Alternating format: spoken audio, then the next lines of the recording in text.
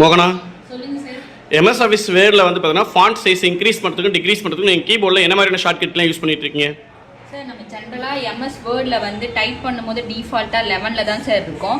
இப்போ வந்து நம்ம கண்டென்ட்டை வந்து செலக்ட் பண்ணிவிட்டு ஹோம் டேப்பில் ஃபாண்ட் குரூப்பில் ஃபாண்ட் சைஸை போய் கிளிக் பண்ணிவிட்டு இதோட மினிமம் சைஸ் வந்து 8, மேக்ஸிமம் வந்து 72 இருக்கும். மவுஸில் வந்து 72 அந்த சைஸ் வரல தான் சார் பண்ண முடியும். இதுக்கு மேலே நம்ம வந்து ஃபாண்ட் சைஸை வந்து சேஞ்ச் பண்ணோம்னா இதுக்கான ஷார்ட்கட் கீ வந்து கண்ட்ரோல் ஷிஃப்ட்டு கிரேட்டர் தான் கொடுத்தா 10 பாயிண்ட்ஸாக வந்து இன்க்ரீஸ் ஆகும் சார்.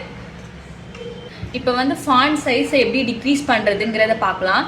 ஃபஸ்ட்டு வந்து இந்த ஃபாண்ட்டை வந்து செலக்ட் பண்ணிவிட்டு இப்போ இந்த ஃபாண்ட்டோட சைஸ் வந்து 120 இருக்குது. Keyboard shortcut key control shift less தான் கொடுத்தோன்னா நமக்கு வந்து 10 பாயிண்ட்ஸாக வந்து டிக்ரீஸ் ஆகுதுங்க சார்.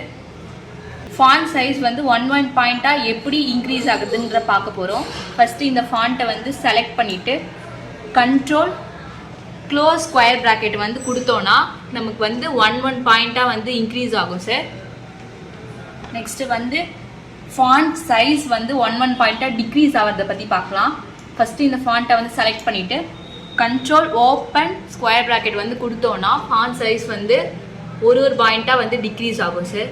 இப்போ வந்து ஃபாண்ட் சைஸ் இன்க்ரீஸ் டிக்ரீஸ் வந்து கீபோர்டில் எப்படி மாற்றுறதுங்கிறது 2 மெத்தடில் பார்த்தோம். ஒன்று வந்து control shift greater than and control shift less than. இன்னொன்று வந்து control close square bracket and control open square bracket. Okay, thank you sir.